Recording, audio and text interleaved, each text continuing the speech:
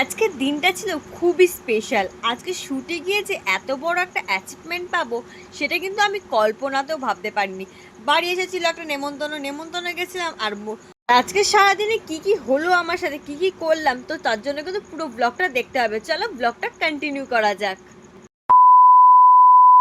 Hello everyone, good morning সবাইকে।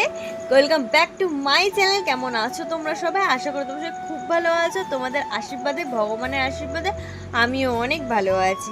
আজ অনেক সকালবেলায় ঘুম থেকে উঠেছি, কারণ আজকে ছিল হচ্ছে আমার একটা শ্যুট। সকালবেলা ব্রেকফাস্ট করে নিয়ে একটা টোটো ধরে চলে গেলাম হচ্ছে স্টেশনে। আর স্টেশনে গিয়ে দেখলাম আমার ট্রেন এখনও 1 ঘন্টা দেরি আছে। আমি আজকে এত তাড়াতাড়ি কেন স্টেশনে গেছি আমি নিজেও বুঝতে পারছিলাম না। তারপর টিকিটটা কেটে কি মনে হলো, ঘুরে ঘুরে বেড়াচ্ছিলাম। তারপর ভাবলাম না, চল একটু চা খেয়ে নিই, কারণ ঘুমের জেরটা আমার একটুকু কাটছিল না। কারণ আমি তো 1 নম্বর কুম্ভকর্ণ, বেলা 12টা একটার সময় ঘুম থেকে উঠি। আর শ্যুট থাকলে, একমাত্র কাজ থাকলে আমি তাড়াতাড়ি ঘুম থেকে উঠি, তা 5-6টা অ্যালার্মের পর। তারপর ফাইনালি আমি ট্রেনে উঠে পড়ি। আর ট্রেনে উঠে আমি অপেক্ষা করছিলাম, সিদ্ধ হয়ে রেখে দিয়েছিলাম আমার মেকআপ আর্টিস্ট আসার জন্য। আসলে আমার বাড়ি আর মেকআপ আর্টিস্টের বাড়ি একই জায়গায়, আমাদেরকে যেতে হবে অন্য জায়গায়, কারণ যেখানে মেকআপ আর্টিস্ট একসাথে যাবো আমরা।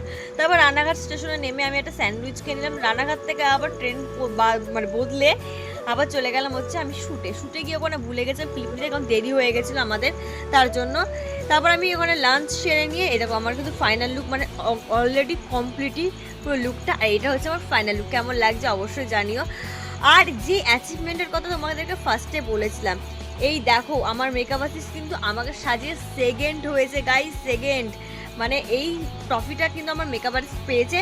আমিও বড্ড খুশি, মানে বড্ড আনন্দ হয়েছে আমার এই ফার্স্ট টাইম আমাকে কেউ সাজিয়ে একটা নিজে মানে সেকেন্ড হয়েছে এর জন্য। তারপর ট্রেনে করে বাড়ি চলে এলাম। বাড়ি এসে আমি একদম রেডি হয়ে নিয়েছি, কারণ আমাদের একটা ছিল হচ্ছে নেমন্তন্ন। আর এখন যাব নেমন্তন্ন। তো আমার এটা ফাইনাল লুক। কেমন লাগছে অবশ্যই জানিও। বাড়িতে এসে তাড়াহুড়ো করে যতটুকু পেরেছি ততটুকু সুন্দর করে সেজেছি। আমি জানি না কতটা ভালো লাগছে। আর এই যে আমার বুনু যাচ্ছে, মনে হচ্ছে এটা পেছন দিক না সামনের দিক, বুনকে দেখে একটু বোঝা যাচ্ছে না। এরকম আমরা কিন্তু সবাই বেরিয়ে পড়েছি, শুধু দাদা আর পূজা মিসিং। দাদা আর পূজা আসবে একটু পর। আর এখানে গিয়ে বাচ্চাকে, বেবিকে দেখবো কি, বেবির মায়ের সাথে আগে দেখা হবে, কারণ পুচকু ঘুমিয়ে পড়েছিল তার জন্য। এখানে কিছুক্ষণ ধরে বসেছিলাম, পূজা দাদার জন্য ওয়েট করছে। তারপর ওরা চলে আসাতে আমরা চলে গেছিলাম হচ্ছে খেতে। আর খেতে গিয়ে যে সব একসাথে হয়েছে, মানে বগর বগর বগর বগর করে সেখানটা জায়গাটা পুরো একদম মানে কি বলবো, মাছের বাজার করে দিয়েছিলাম। আর এইখানে তো তোমাদেরকে দেখিয়ে দিলাম কি কি খাইয়েছে। ভেজিটেবিল চপ, স্যালাড, সাদা ভাত, চিপস, এঁচোড় চিংড়ি, ফ্রাইড রাইস, চিকেন কষা, চাটনি, পাঁপড়, তা পান্তুয়া, সন্দেশ, আইসক্রিম, হজমলা। দেখেছো, মনে আছে মনে আছে। আর এখানে সবাই মিলে মির্ময়দাকে বলছিলাম বিয়ে করো মির্ময়দা, বিয়ে করো। এই নিয়ে অনেক মজা হচ্ছে যে কে কার বিয়েতে, কে কোথায় নেমন্তন্ন থাকবে কি থাকবে না। তো যাই হোক, ওরা এত বকছে বক, আমি ভাই খাওয়া স্টার্ট করি, কারণ আমি খেতে এসেছি। সারাদিন এমনি শুটে আমার ঠিকঠাকভাবে আমার এখনও পর্যন্ত খাওয়া হয়নি। তার জন্য ফার্স্টে খাওয়াটা শুরু করলাম। মাকে বললাম কেমন হয়েছে জানিও। বুনু উত্তর দিল হ্যাঁ সুন্দর হয়েছে।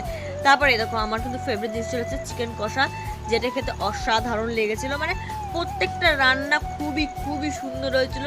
শুভ দাদা, যদি তুমি আমার ব্লগটা দেখে থাকো, সত্যি কথা বলতে প্রত্যেকটা রান্না খুব সুন্দর হয়েছিল আর খুব টেস্টি হয়েছিল। এখন আমি ভয়েস দিতে গিয়ে আমার আবারও খেতে ইচ্ছা করছে। তো যাই হোক, সবার খাওয়া হয়ে গিয়েছে। আমি হচ্ছে এত লেটুস যে আমার খাওয়া দেরিতে হয়, কারণ বাড়িতেও দেরি করে খাই আমি, আবার কোথাও গেলেও তাই। তারপর আবার কি, খাওয়া দাওয়া সেরে আইসক্রিম নিয়ে নামতে নামতে মির্ময়দার সাথে দেখা। মির্ময়দা আমাকে বলছে সবই দিল ঠিক আছে, কিন্তু লাস্টে যে ধন্যবাদটা দিল না।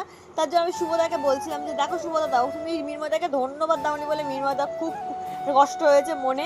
তো যাই হোক, এগুলো বকতে বকতে তো আমরা চলে এলাম বাড়িতে। আর বাড়িতে এসে আমরা একটু মিটিং করছিলাম, মানে অনেক গল্প করছিলাম। করতে করতে আজকে ব্লগটা এখানেই শেষ করছি। দেখা হবে নেক্সট কোনো ব্লগে। ততক্ষণের জন্য টাটা, সবাই ভালো থাকবেন, সুস্থ থাকবেন। তো বাই বাই, দেখা হবে নেক্সট কোনো ব্লগে। বাই।